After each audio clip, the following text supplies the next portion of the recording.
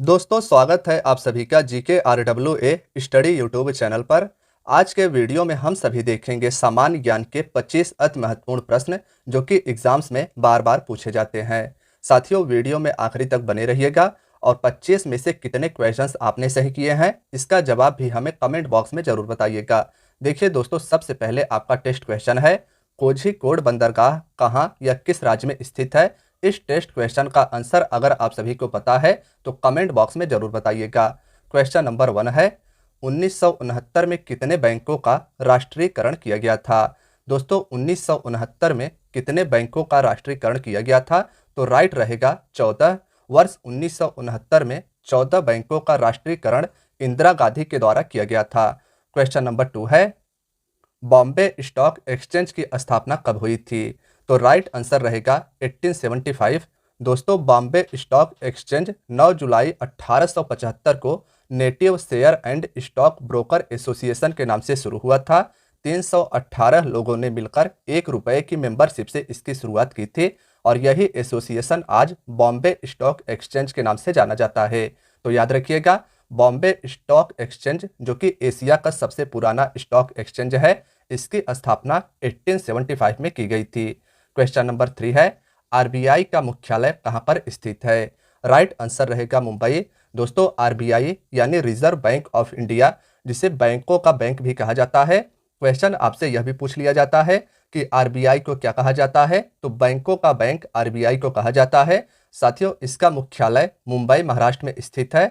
RBI की स्थापना 1 अप्रैल वर्ष 1935 को की गई थी, इसे भी याद रखिएगा। और आरबीआई के पहले अध्यक्ष ऑसबॉर्न स्मिथ थे। साथियों सभी क्वेश्चन इंपॉर्टेंट है, कहीं पर नोट कर लीजिएगा। देखिए क्वेश्चन नंबर 4 में पूछा गया है, एनटीपीसी किस क्षेत्र से संबंधित है, तो एनटीपीसी विद्युत क्षेत्र के उत्पादन से संबंधित है। ऑप्शन सी क्वेश्चन नंबर 4 का राइट आंसर रहेगा। साथियों एनटीपीसी सरकारी उपक्रम है जो विद्युत क्षेत्र से संबंधित है। इसका फुल फॉर्म भी इंपॉर्टेंट होता है, नेशनल थर्मल पावर कॉर्पोरेशन इसका फुल फॉर्म हो जाएगा, तो इसे भी आप याद रखिएगा। देखिए क्वेश्चन नंबर 5 में पूछा गया है, रानी लक्ष्मीबाई को कब मारा गया था, तो राइट आंसर रहेगा जून 1858 में। रानी लक्ष्मीबाई झांसी की रानी थे जिनके बचपन का नाम कई एग्जाम में पूछ लिया जाता है। तो साथियों मणिकर्णिका इनके बचपन का नाम था। इनका जो जन्मभूमि था वह था बिठूर और कर्मभूमि इनका झांसी था। साथियों रानी लक्ष्मीबाई ने 1857 के क्रांति में बढ़ चढ़कर हिस्सा लिया था और अंग्रेजों के दांत इन्होंने खट्टे किए थे। इन्हें जून 1858 में मारा गया था। क्वेश्चन नंबर 6 में पूछा गया है, निम्नलिखित में से किसने आजाद हिंद फौज की स्थापना की थी। वेरी वेरी इंपॉर्टेंट क्वेश्चन है, तो राइट आंसर रहेगा कैप्टन मोहन सिंह। साथियों वर्ष 1942 ईस्वी में सिंगापुर में आजाद हिंद फौज की स्थापना कैप्टन मोहन सिंह के द्वारा की गई थी। कहाँ की गई थी, तो सिंगापुर में। किसके द्वारा की गई थी, तो कैप्टन मोहन सिंह के द्वारा आजाद हिंद फौज की स्थापना की गई थी। उसके बाद वर्ष 1943 में नेताजी सुभाष चंद्र बोस इसके कमांडर इन चीफ बनते हैं। साथियों नेताजी की बात हो रही है तो 21 अक्टूबर 1943 को नेताजी सुभाष चंद्र बोस ने सिंगापुर में भारत के अस्थायी सरकार को बनाया था। इस सरकार को आजाद हिंद सरकार नाम दिया गया था। नेताजी इसके पहले प्रधानमंत्री थे। इस सरकार को जापान, जर्मनी, फिलीपींस समेत 9 देशों ने मान्यता दी थी, तो इसे भी आप याद रखिएगा, वेरी वेरी इंपॉर्टेंट है। क्वेश्चन नंबर 7 है, वर्ष 1919 में जलियांवाला बाग हत्याकांड कहां पर हुआ था, तो जलियांवाला बाग हत्याकांड की बात की जाए साथियों यह हत्याकांड अमृतसर पंजाब में हुआ था। और किस लिए यह हत्याकांड हुआ था, तो रोलेड एक्ट का विरोध वहां के जनता के द्वारा किया जा रहा था, जिस पर अंग्रेज अधिकारी जनरल डायर के द्वारा अंधाधुंध गोलियां चलवाया गया। तो याद रखिएगा कि वर्ष 1919 में पंजाब के अमृतसर में जलियांवाला बाग हत्याकांड हुआ था।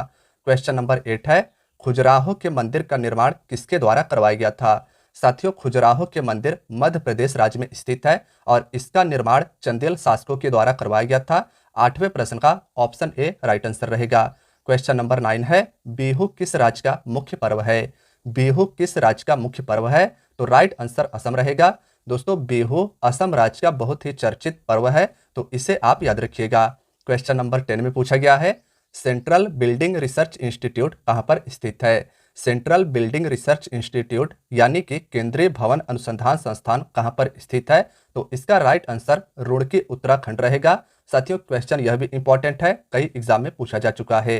देखिए क्वेश्चन नंबर 11 पूछा गया है, चंद्रगुप्त मौर्य के पुत्र कौन थे।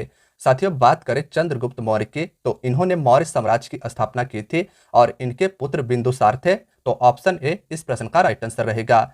इसके साथ साथ यह भी याद रखिएगा कि बिंदुसार के पुत्र अशोक थे, यानी अशोक के दादाजी चंद्रगुप्त मौर्य के द्वारा मौर्य वंश की नींव रखी गई थी। क्वेश्चन नंबर 12 है, दिल्ली उच्च न्यायालय की पहली न्यायाधीश कौन थी। तो राइट आंसर इसका रहेगा लीला सेठ। दोस्तों किसी भी उच्च न्यायालय की पहली मुख्य न्यायाधीश लीला सेठ जी थे, इसे आप याद रखिएगा। देखिए बात करें क्वेश्चन नंबर 13 के तो इसमें पूछा गया है, पृथ्वी पर सबसे लंबे समय तक टिकने वाला विशाल वृक्ष कौन सा है। तो सिकोया वृक्ष का नाम याद रखिएगा। साथियों यह दुनिया में पृथ्वी पर सबसे लंबे समय तक टिकने वाला विशाल वृक्ष है। क्वेश्चन नंबर 14 पूछा गया है, राष्ट्रीय एकता परिषद के अध्यक्ष कौन होते हैं। क्वेश्चन यह भी इंपॉर्टेंट है, भारत के प्रधानमंत्री राष्ट्रीय एकता परिषद के अध्यक्ष होते हैं। तो क्वेश्चन नंबर 14 का ऑप्शन बी राइट आंसर रहेगा। दोस्तों क्वेश्चन नंबर 15 पूछा गया है, अरबियों ने मुल्तान को क्या नाम दिया था।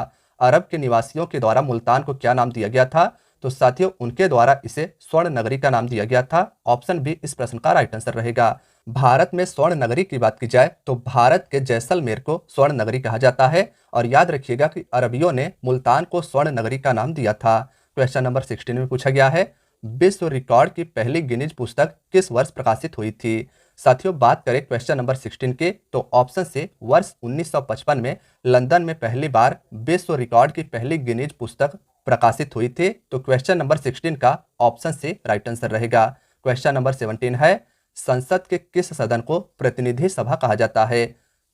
हाउस ऑफ रिप्रेजेंटेटिव किस सदन को कहा जाता है। तो ऑप्शन ए लोकसभा इसका राइट आंसर रहेगा। दोस्तों लोकसभा को निम्न सदन कहा जाता है और इसे ही प्रतिनिधि सभा कहा जाता है। बात करें राज्यसभा की तो इसे उच्च सदन कहा जाता है।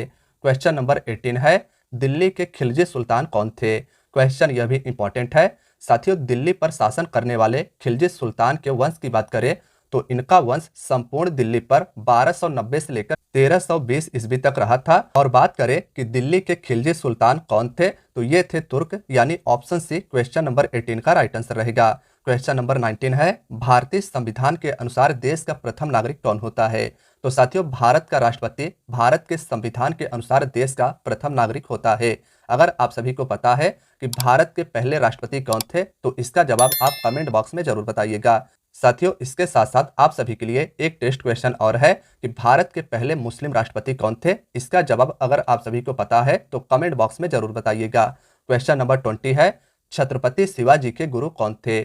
छत्रपति शिवाजी के गुरु की बात की जाए तो साथियों गुरु रामदास शिवाजी के गुरु थे। ऑप्शन बी क्वेश्चन नंबर 20 का राइट आंसर रहेगा। बात करें क्वेश्चन नंबर 21 के तो राज्यसभा में सीटों की अधिकतम संख्या कितनी हो सकती है। तो राइट आंसर 250 रहेगा।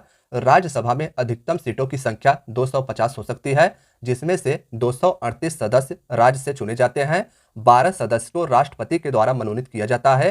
तो साथियों दोनों याद रखिएगा।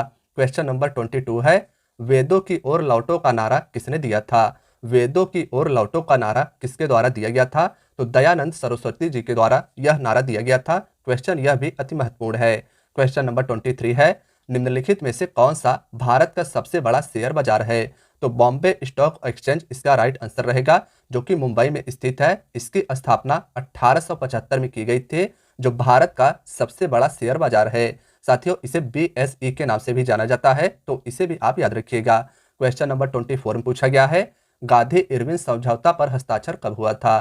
तो राइट आंसर रहेगा 5 मार्च 1931 को, यानी कि क्वेश्चन नंबर 24 का ऑप्शन बी राइट आंसर रहेगा। देखिए साथियों 5 मार्च वर्ष 1931 को महात्मा गांधी और तत्कालीन समय के वायसराय लॉर्ड इरविन के बीच ऐतिहासिक समझौता हुआ था। इस समझौते के तहत डांडी मार्च के राजनीतिक बंदियों को रिहा किया गया। इस समझौते के बाद ही भारतीयों को फिर से नमक बनाने का हक मिला था। साथियों बात करें डांडी मार्च की तो नमक बनाने या नमक के टैक्स के खिलाफ इस आंदोलन को गांधी जी के द्वारा शुरू किया गया था। क्वेश्चन नंबर 25 यानी आखिरी क्वेश्चन है, ब्लैक रिवॉल्यूशन किससे संबंधित है। तो साथियों खनिज तेल के उत्पादन से संबंधित है ब्लैक रिवॉल्यूशन, यानी कि आखिरी क्वेश्चन का ऑप्शन डी राइट आंसर रहेगा। तो साथियों आज की आपकी वीडियो यहीं तक थी। 25 में से कितने क्वेश्चंस आपने सही किए, इसका जवाब हमें कमेंट बॉक्स में जरूर बताइएगा। साथियों मिलते हैं नेक्स्ट वीडियो में। Thank you so much, please keep watching.